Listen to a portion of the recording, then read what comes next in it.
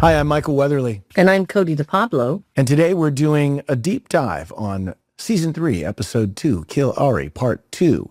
And our special guest is Rudolf Martin here on Off Duty. Welcome to Off Duty, an NCIS Rewatch podcast. Today on the show, Season 3, Episode 2, Kill Ari, Part 2. Ducky meets Ari. Tony follows Ziva. Ari secretly betrays Israel and Mossad. Ziva passes cash and a fake passport to Ari. Gibbs and Jen seek Ari but miss him. Ari finds Gibbs and Ziva finds them. The gang attend Kate's funeral in Indiana.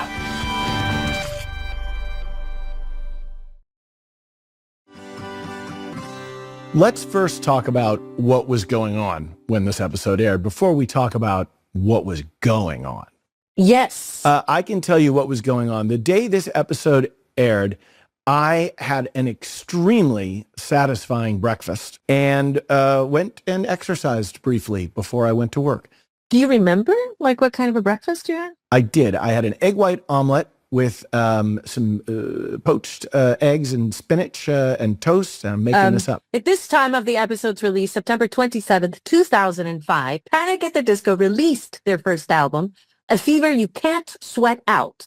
A Spanish court sentenced a Syrian man to 27 years in prison for conspiring to commit the 9/11 attack. Oh. This was the first 9/11 related prison sentence. The sitcom Everybody Loves Raymond aired its final episode, concluding a successful 9-year run. Whoa, 9 years. That's a long time. Ironically, Will Smith was a producer on that. That's not true. Oh, what? I'm kidding. I'm just making jokes. Oh, that's wrong. The vampire novel Twilight was first published. That was 2005. That's crazy because I really loved, I was kind of obsessed at the beginning with those movies. Michael, do you want to tell us about the synopsis for this week's episode for Kill Ari Part 2?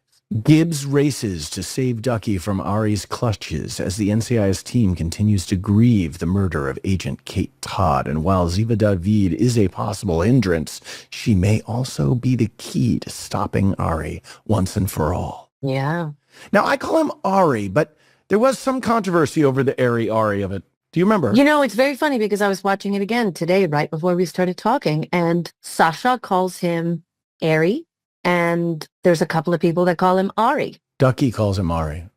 What do you want, Ari? Maybe Ari knows that. Ari dumped their cell phones in the park, not their bodies. And they were trying to get us all to kind of use the same pronunciation, if I'm not mistaken. And It didn't happen. It just didn't happen. No. It Ari, Ari, Abby. Ari. I don't know. Well, so your impressions watching the episode? I thought it was very cinematic. I thought it was shot beautifully. I love that scene between Mark and Fornell under the rain and the dog. You ever go to the movies? I built a boat. Now you and that dog are going to need one.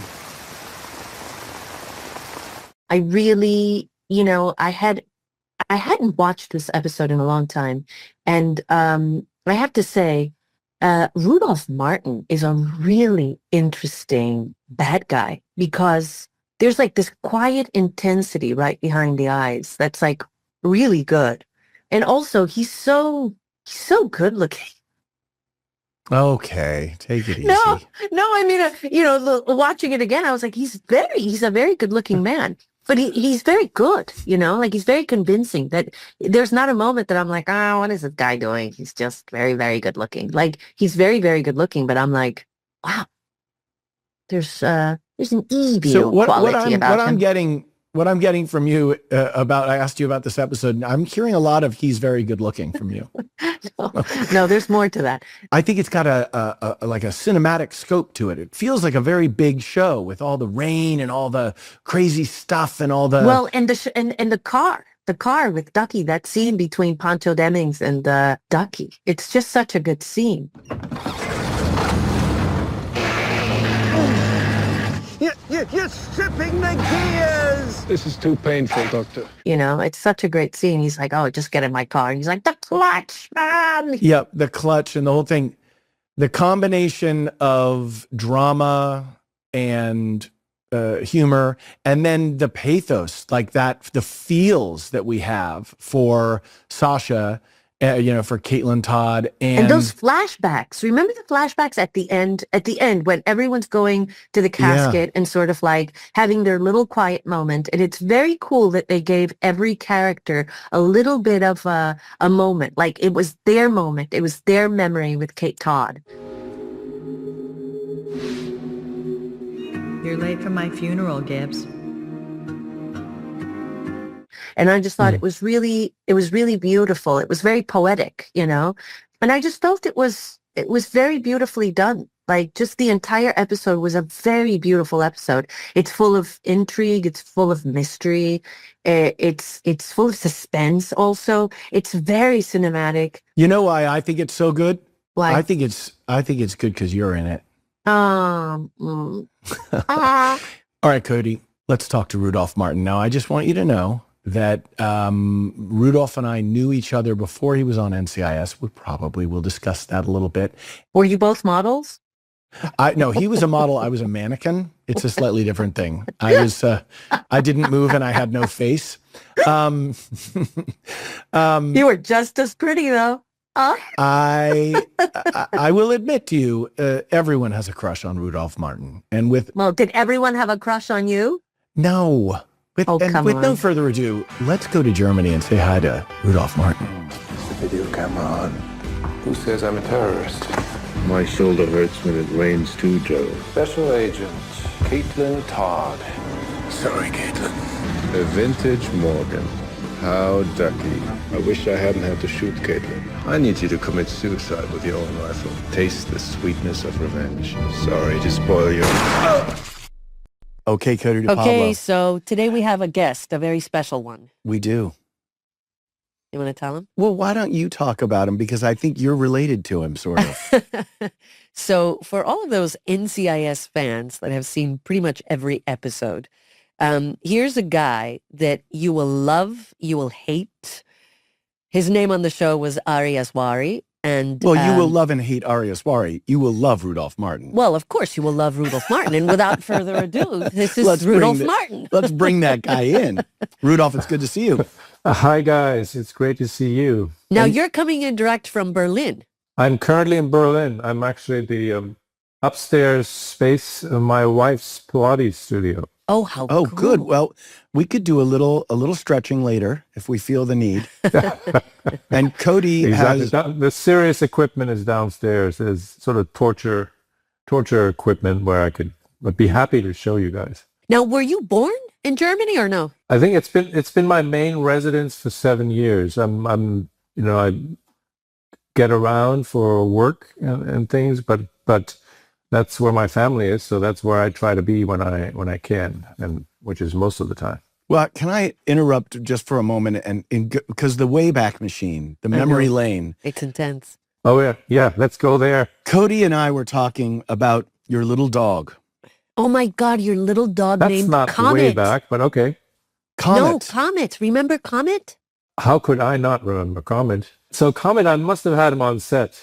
Yes. A little dog, like the cutest thing in the world that you sort of carried around. He was a tiny black Chihuahua, and he was pretty much attached to me for most of his life. Well, I was telling Cody that you and I first met back around 1992, and we had a friend in common who I believe was in your acting class, Rebecca Gayhart. That's right. And you were on All My Children, and you got your... I don't think I was on All My Children yet when we met. I was just... Oh, that was later? School. You might have been already on Loving. Yes, that's where I found myself wandering around. But I also remember running into you in various night spots in New York City back in the early 90s. You're kidding me. Oh, Rudolf, Rudolf, you have to share the secrets. Well, I remember being at Raoul's restaurant with you. See, I have this memory that is kind of sticky. And so I can remember sitting with my friend Andrew Mass, who was my roommate, and we were sitting with you, and there was a blonde... I think I remember Andrew. Right. a blonde Italian model named Yulia, who was friends with Rebecca. She was and Rebecca's friend. Vanessa was I think she was Austrian. Austrian. Yeah. We were all sitting in this Raoul's restaurant, and my friend Andrew said, "Can I talk to you outside?" So we went outside, probably to smoke a cigarette, unfortunately. He said, "I don't think I should be at this table." And I said, "Why not?" And he goes, "Have you looked at the people at this table? It's the most beautiful people in the world." And I was like, "Yeah, but Dick, it's a great table. It's a good, just." So I'm curious your memory of, coming into New York as a young actor, and obviously, there was a lot of fun to be had roaming the streets. Yeah, there was. I only have good memories. I mean, I'm sure I had some fun, but I was also just very excited to be going to acting school and looking for gigs, living that life. So, it was a great time for me. Also creatively, I did a lot of little theater stuff, and then ended up on a soap opera, much to my surprise. Which leads us to Ari. Do you get recognized still for that role at all or no? Yeah, I do occasionally. Not so much in Germany, but actually here in Berlin, where we kind of move in this so-called expat community. So there's a lot of Americans that we see, and a lot of them work for the embassy or the military, or most of them are parents. And I do get a bunch of NCIS and Ari comments. Maybe after like talking with them for a while, they're like kind of look at me weird and kind of like, wait a second. What do you think about this? What do you think about this villain that made him so different? How did you prep for the role? How did you envision this role? How did you get the role also? Yeah, it was a weird thing. I didn't really get to prep much. I auditioned for a different role. I don't remember what it was. And I think I had auditioned several times for the show. This is still first season for guest starring roles. And I think the Ari role came along, and somebody just said, "Why don't you just hire them? You've just seen them 3 times." And that never really happens. And they said, "Okay." And then I got a call from... You had been so great on 24, which I know that was a great arc that you did on that show. And it was amazing. Yeah, but it wasn't like as meaty a role as Ari was. So I don't think you could hire me based on 24 to play Ari. And did you have to ride a motorcycle, as I recall? I sort of remember you on a motorcycle on NCIS. Yeah, maybe I was posing for a picture, but I don't think they let me on that motorcycle because they were afraid for the insurance. I don't think I would have been able to ride that thing. But I think I remember getting a call from Don Belisario, who explained the character to me and the background of the character. Mm. And I think I was supposed to shoot like a week later. And I really didn't have much time to prepare. And just sort of looking at the Kill Ari episodes, which is 3rd season, I like my accent, my Israeli accent. Looking at the 1st season stuff, I don't. So I could see how it wasn't quite there, and it's maybe stuff I shouldn't even say, but no, it's fine. It doesn't matter. About it's 20 years ago, right? So we talk about everything, and funny enough that you should mention that, because I remember when I auditioned for this character, it was they wanted a Czechoslovakian woman, and so I auditioned for a totally different kind of an agent, and so it was, they didn't want any kind of accent at all. And they wanted sort of like a European thing, like a European flair kind of a thing. And I thought, okay. So I went in and I did my thing. And then they brought me back. And when they brought me back for the final callback, that's when the character turned Israeli. And when I started asking questions, very specific questions, as you would, when you're an actor, hey, what about the accent, and how long has she been speaking English and this and that? They said no accent. Right. They said just a couple of words, punch them, and that's just it. And I thought, well, could you give me a little bit more? Because I felt like I was like, wait, 1 second. And then they also threw a monologue at me in Hebrew, and I had to learn it in, I think, 24 or 48 hours. And so all of it was this, when you come from the background of theater, when you prep for things, so certainly, when you have these incredible actors talk and they prep for months and months and months, I always say, boy, if they only knew what it was like to get this and then to prep for it, because it was a very different experience. It was like acting in a can. It was like, shake it, instant, go, And so you did the best you could. But sometimes those are the most interesting roles, or maybe when everything comes together, when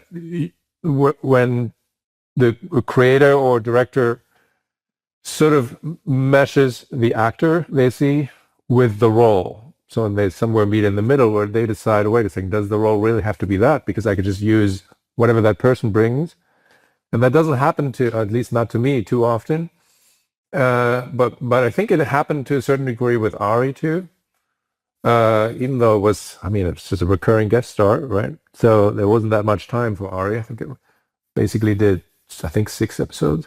I have to give you kudos for something, because I think it's very hard to play a villain that is so still. You were such a still, in control, not temperamental. There was something about you that was so cool. It was a lot in the eyes. There was something about you that was menacing, but it was never overplayed. Like it was, I hate saying it, but it was a character that you sort of, I wanted to see a lot more of this Ari character, And because he was a mysterious dude, and also highly attractive man. That's kudos to you two personally. Oh, thank you. But the way you played him also has to do with that. It wasn't just a physical thing. It was very much this, what you withhold. You withheld a lot of things, which, by the way, made my entrance into that show so much more interesting. Because the whole thing about Ziva that I've always said is that her personal stuff is absolutely shut off, Right. And I had you to feed off, So I was like, okay, watch what he's doing, because we come from that same background, essentially. So in that episode, when we find out that you and I have this relationship, right? We don't know yet that we're related, right? It seems like a love relationship. Well, initially, from a viewer's point of view, from a viewer's perspective, it does. And it's funny, because I was watching it the other day, and that phone call that you and I have, that I'm making from the squad room. Yeah. I get up and I have the phone call that, in Hebrew, and all I kept on thinking was, let me just not butcher this, But and I remember thinking, there's a moment there in which I say to you something along the lines of, I can't lose you. I don't want to lose you, Ari. ניפגש בפריז בסוף המשימה. אני מבטיח. ארי, אני לא רוצה לאבד גם אותך. לא תאבדי אותי. And it's at the end of the phone call. And it's a very sweet, tender moment that you actually see from her, towards you. And it's a defining sort of moment of what these people may have. And I think it if I'm not mistaken, because obviously you end up selling a huge lie, and it ends up being like this moment where she catches you on something, and that's when she kills you. But I think there needs to be like a high stake there that I don't think she deals with until the end of season 3.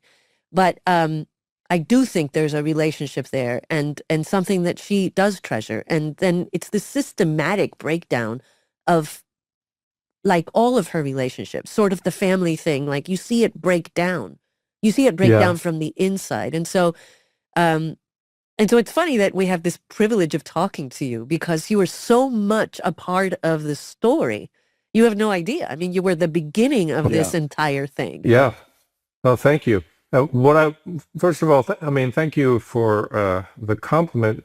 But I think nobody could do that, just being still and just being an interesting character without really good writing. Oh, I agree with you. You can be as still and as mysterious, but it's not going to work if it hasn't been set up right and shot right, but most importantly, written in a way where that works. Kill Ari 1 and 2, Michael and I have talked about a lot is some of the best writing in NCIS. And, I'm It's very good. fortunate enough to say that I came in on those episodes, but you were part of that too. So we were very fortunate to get these really kind of meaty, character-driven shows. You look surprised. I expected to be shot. Doctor, please. I would never harm a fellow physician. Yeah. I do remember being incredibly tired when shooting those scenes in the car with, by the way, working with David McCallum, yeah. McCallum was such a privilege and a joy. And so... I mean, those scenes in the Morgan, those scenes when he's like, he parks the Morgan and then he walks over to you and, you give him this little bit about like, you don't have to do away with your car. It's like this really kind of funny banter between you guys. It's a really great bit. No, and each character's interaction, everyone that you have the interactions with, everyone likes you. Throughout your run on and that's the show. what I'm saying. Yeah. He's like a very likable villain. Like you kind of wanted to see more and also really smart. But I think that, there's a level where I just refuse to be like unlikable to these people. And that's, again, credit to the writing because it was the only way to play it. When you explored Dracula, as you did a couple of times, when you took on that part at the age you were at the time in your career, and then you did it again in a slightly different, lighter way with Buffy the Vampire Slayer, right? Yeah. First, you played it in a more sort of traditional, you shot in Romania, right? Right.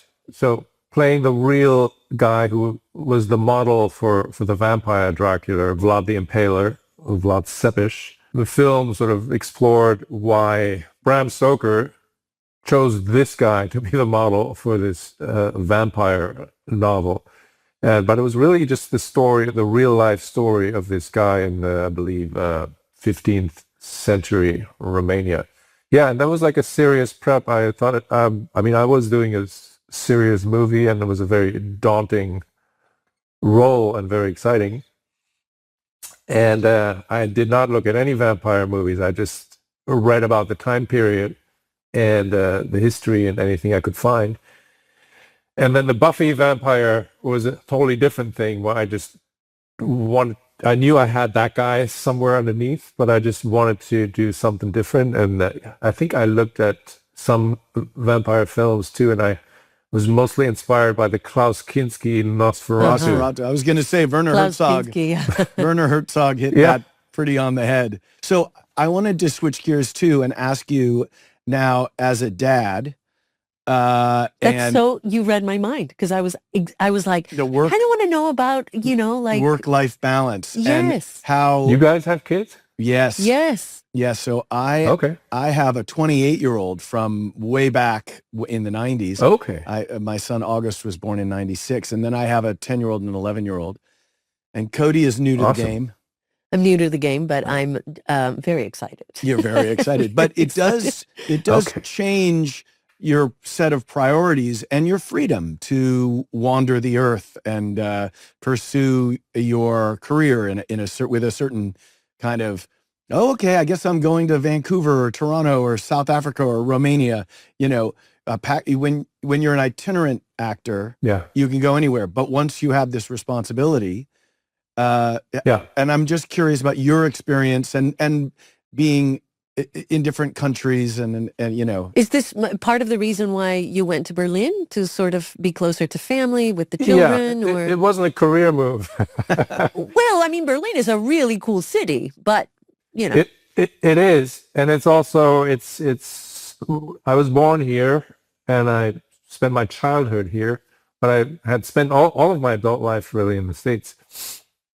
It was basically a family move, because we thought it was a really good place for kids to grow up, my wife and I. And also, my mom lives here and she's 90 now. And I also thought I could, in this day and age, I could work anywhere. I can live one place, and I don't, you don't have to live in LA anymore. Everything's on tape anyways, like self-tape. So for what I do, which I do a lot of guest starring stuff, and it's fine. It's not a big obstacle. It makes it a little more difficult and challenging to get roles, but for the most part, it's okay. And so that move was definitely for the kids and for family, and but in a way also for me. But I think you're right that what shifts is really like you are not the most important thing in your life anymore. And if someone says, Rudolf, we have a new series, and it's someone you've worked with in the past, and they go, we think you're great for the lead. It shoots in Sydney, Australia, for 8 months a year, and that conversation becomes. Yeah. And you don't know if it's going to go for more than one season. So do you want to move your whole family to the other side of the world and be that disruptive? Especially, my father is going to be 92. My mom just turned 89. I live near them now, and I want to share that time. And so we're getting ready to start a project. Cote and I are going to be in Budapest. Hopefully we can see you there. That would be fun. Oh, that'd be great. But we're starting a project this summer. But that I had to go to my wife and sit down and say, here are the dates. In fact, 8 years ago, I made the mistake of not having that conversation with her and just sort of accepting a job. And then... You're kidding me. Oh, no, I'm not kidding you. You just accepted a job and then you dropped the bomb? Yes. Well, because I was used to the old model of... my career is the most important thing. Doesn't everyone understand that? Oops. That's not exactly going to fly with Ms. Yankovic Weatherly. It wouldn't fly with a lot of women. Yeah. And so, but I'd been on NCIS for 13 years, and I hadn't had to make a decision since 2003. I hadn't had to make a decision about my life. So I still had this, well, of course, I have to say yes to the job, and then we figure out how to deal with it. So I just said yes, and then I came in with the information. So I now know that moving forward, when I take a job, even I'm in LA now doing Spotify, but I don't live in Los Angeles for this. So I have to fly in. So I organize now when my Zoom call is going to be with my wife and my kids, and we have dates set for, I do my homework with my daughter and my son. I make sure that I'm part of the family if I'm gone for 4 days, and that's just 4 days. I used to disappear for months, and so it is a big change. Also, like my wife is like a big fan of worrying about what if this happens, what would you do if this, and I'm always saying like, if that happens, we'll deal with it then. We'll figure out what's best. Oh, I think you and I have the same mind frame, Rudolf. Yeah. My husband's the one that's going, what if? And he's a worrywart, like he's just thinking of every potential scenario. And I think you and I subscribe to the same team. But especially as an actor, you really can't, because it's kind of unpredictable. But it's maybe different for you guys who are doing like long series regular gigs. That's the kind of stuff I have not had to worry about yet. And the other thing is, like, there are situations when a job is being offered and I just have to take it because we have to live. Sure. Whereas, like, you guys probably are okay having done all these seasons. And but there's certain jobs I just have to take if I'm lucky enough to get the offer. So it's really not a big decision, and usually it doesn't take me away for years to Australia. Right. But if that happened, I'm sure we'd find a way to deal with it. Yeah. That's it. You just find a way to go with it. We find a way.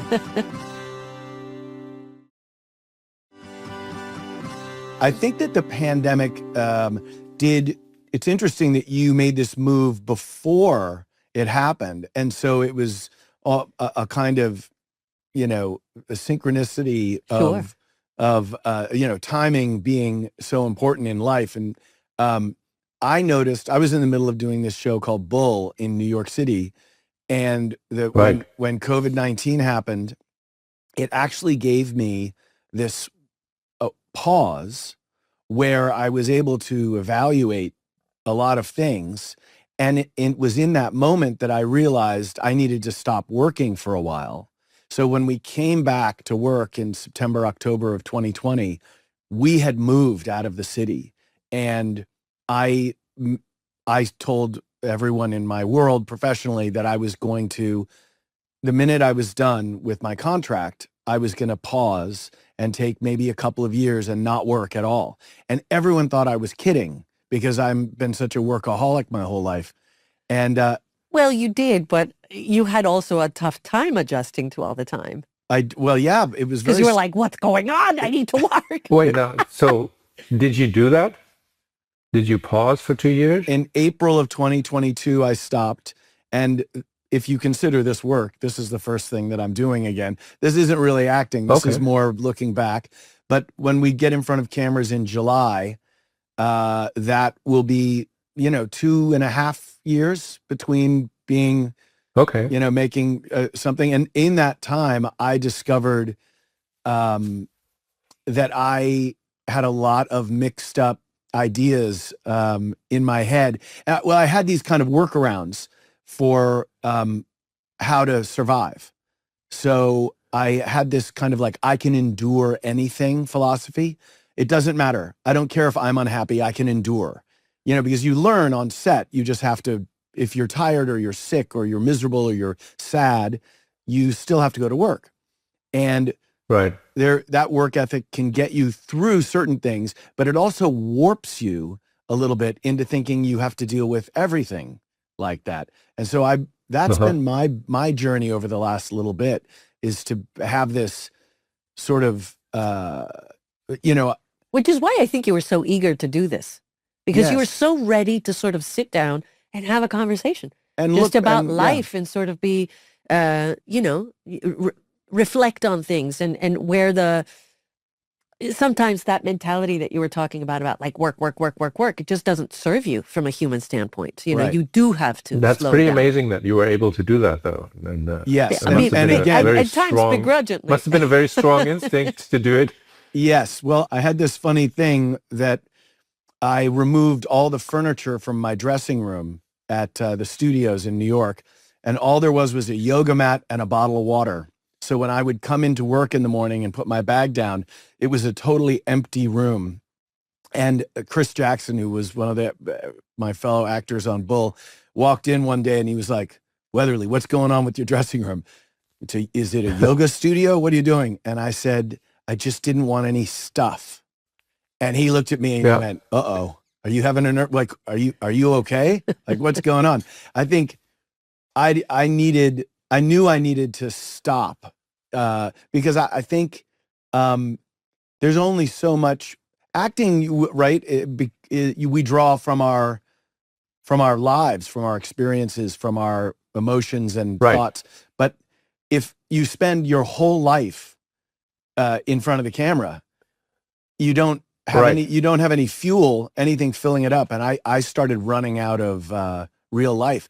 So plugging back in for the last couple of years to my kids, to my wife, to my family, and to my own history and my own past and the mistakes I've made and kind of all that reckoning was so rich. I feel now I'm ready to plant in the soil again some new things.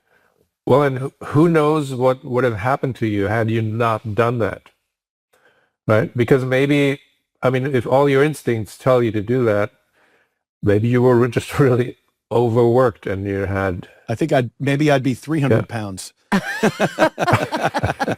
Rudolf, I have a little question for you. It's actually, if you could play anything right now, like any character, what would you like to play? Oh, God. I know this is a hard question for actors, but... This goes back to Ari Haswari, because I really like the idea of playing like a double agent. Well, you never know. Not just a spy, but a double agent. And I've always wanted to play just basically the German version of that, with the East German, West German thing, where I could use something like that.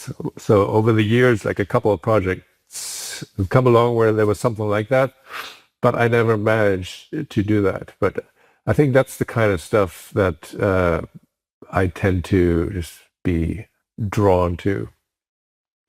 Interesting. And so in 1989, when the wall was coming down, were you in Berlin at that time? No, I'd already left. I was, I think I was in Paris. Oh, wow.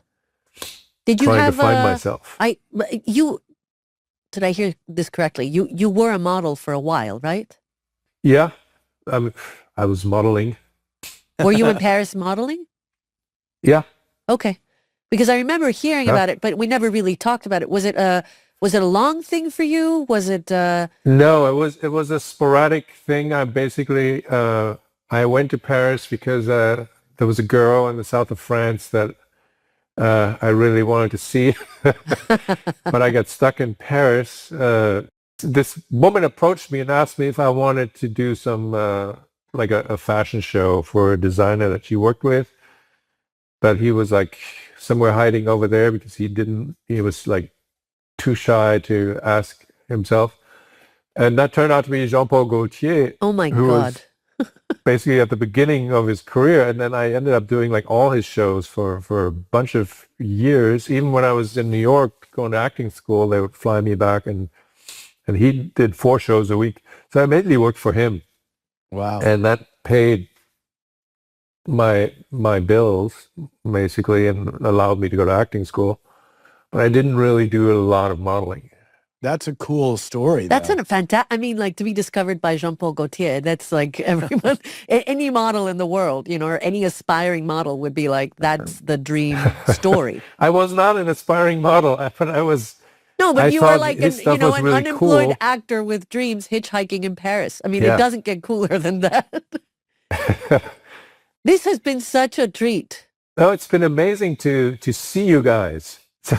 Well, if we are going to After be how so many years. NCIS episodes amongst the two of you do you have under your belt? Oh, I did like 300 and something. I did 200 and something. Okay, wow.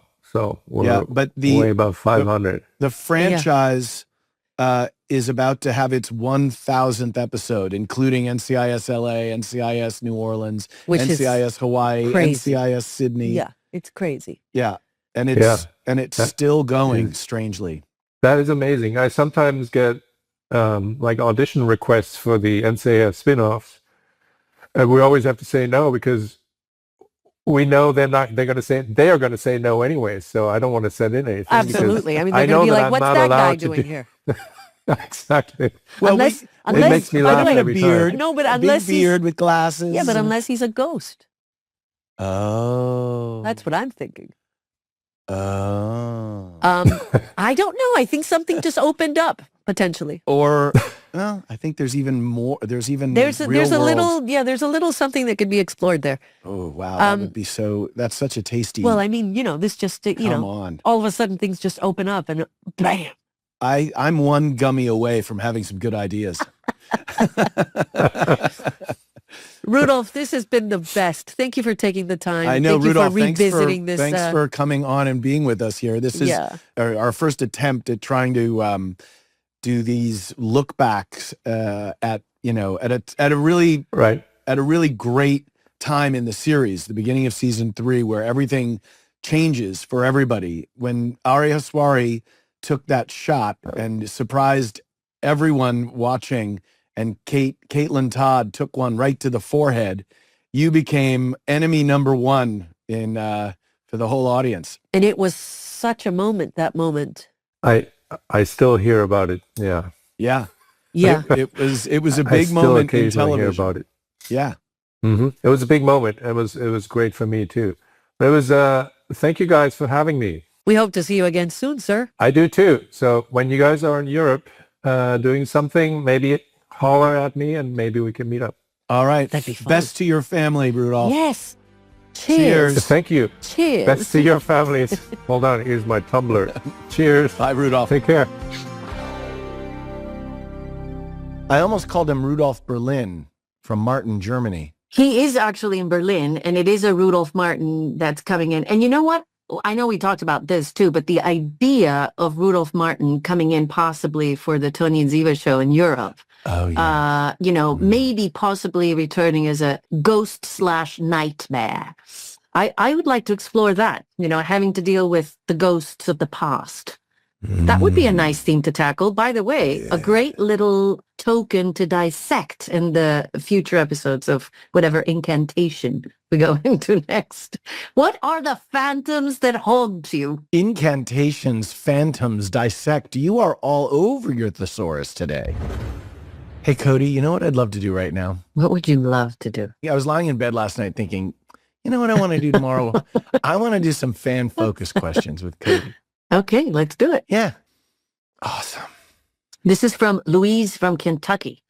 Considering how good of a shooter Ziva is, it never made sense to me why she decided to shoot her brother in the head instead of trying to disarm him to stop him by shooting him elsewhere, like in the hand. What's your opinion on that, Cote? I think, honestly, wow, I've never really been asked that question. That's like a deep thing, and as I'm reading it, I'm going, oh my God. He was your brother. He was your brother.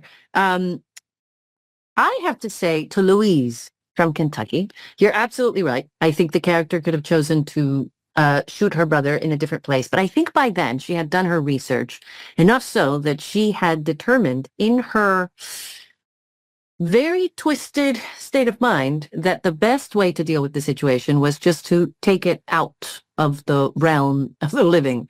And that's all I can say. Because I think if there was anything else that was done, and if that man, who was obviously not quite all there, mentally speaking, had been left to live, I think maybe horrible things would have happened. I think maybe that's how you justify that. What do you think? I agree with you. Do you agree with me with everything that comes out? What happens today? I just agree with you. You're starting to sound slightly like my husband. I go, what do you think about that? He goes, what? I agree with you. Now, Ben in Ohio says, Kate getting killed still haunts me, but that one aside, what NCIS plot points were the saddest/hardest for both of you? Oh, God. Yeah, I think I was very sad when Dorney blew up. I was very sad when Paula Cassidy blew up. People blow up on this show. Yeah, I mean, there was a lot of death on the show. If you're not careful, you'll just blow up. Well, I guess, it wasn't a very safe place. What about Lisa Lepura? She got shot on a bus. And, oh, wow, that would be a great person to have on this show. She was a terrific guest actor. And for a long time, what an arc. So cool. So cool. So funny. And so talented and so cool. That would be a good one. Let's put that one on the books. You got any sad moments that haunt you? Many. From the show. Let's be specific. No, what about many. Season 3? Season 3, God, many, but I can't quite go into them. I will bring one thing that was not so much a sad episode or a sad character thing, but I remember you and I doing a scene, and it was not in season 3. It was like, many, many years later, but you and I were shooting something, and we were having a really tough time with this one walk and talk, and it was a mouthful.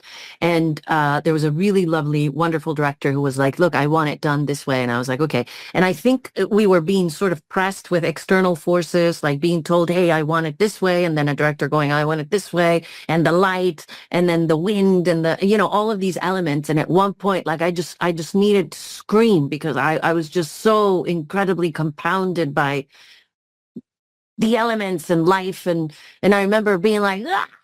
And I screamed, and I had completely forgotten that Tom Toms at the time was holding a pole. Remember, he was holding this, and I nearly blew out his eardrum. And I remember going home that day, and like tears just streaming down my face because I hurt somebody, and it was not my intention. And it was literally just a moment to release pressure from within me so that I could again focus my energies and get the job done. And in doing so, I did something that many people do, of course, but I had completely forgotten that I was plugged, that like Cote or Ziva was plugged on to many different people. And I had forgotten that I was just one part of a bigger microorganism. And that was like a big thing that happens in shows. Sometimes you're trying to do your thing, but you forget that you are just there are many tentacles coming out of you. Right. Yeah. And you forget that this job requires you to surrender your autonomy, physical, geographical. When you're on a set, people are just walking up and untucking your shirt from your pants and reaching up into your shirt to remove something or put a microphone between your nipples or like whatever they're doing. Like people are, and they're all doing their job and they're just being helpful and doing exactly what they're doing. But you have to stand on a piece of tape that is your color tape. Mine was green. Do you remember your color tape? Blue, I think. Was it blue or pink? I don't remember. You were really good at that. Harmon was pink. McGee was blue. I think you were red. I was red. Fiery red. You were red. But I was green on Dark Angel, NCIS, and Bull. What does that say about you? But what happens is sometimes if I'm walking down the street and there's a piece of green tape, I just go stand on it. Because I have such a nerd. I'm such a slave to the system. I had no idea. Such a slave to the system. In fact, you are so not a slave to the system, and I have many examples of that. Okay, the last question here. Lisa from California, question for Cote. Whose Hebrew was better, yours or Rudolph's? I've never actually heard Rudolph speak Hebrew, and I don't speak Hebrew. I can learn things phonetically, but it's not a language that I actually know. Do you say challah bread? Well, challah. I mean, in challah. And I go, challah, challah. Oh, my God. My humps.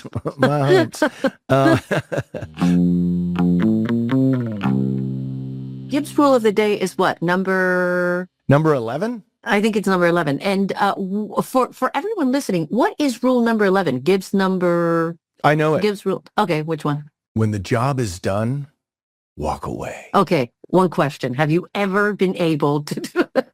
Yes. I know you enough to know that you would do a scene and then you would call me from the car and you'd be like, man, and you'd be so intense about it and you'd want to be able to revisit it in a different way. Like you had a tough time walking away sometimes from things that you felt later on where you would revisit things in your head, you'd want to do them differently. And that's one of the things that I always sort of said, I really like Michael because he kind of lives it for a while. However, are you ready? Are you ready? Yeah. However, when the job is done, when the job is done, walk away. Walk away. By the way, I dropped out of college because I thought the job is done. I did a 3-year contract on a soap opera and they offered me to re-up and I said, I think the job is done. Walk away. When it was time, I've had a few relationships that ended that way. The job is done. Walk away. Right. You might be wondering where you can watch your NCIS. And of course, you can watch it on Paramount Plus. And you can watch the new episodes of NCIS on the network, CBS. Next week on Off Duty, cue dramatic music. Cote? Well, thank you so much for that. That was a great setup. And Cote, we delve into episode 3 of season 3, Mind Games, where Gibbs has a run-in with a serial killer that he put behind bars years earlier. We also bring on a mystery guest to discuss the episode, compete in a Gibbs quiz, and answer your lovely questions. Until then, foof.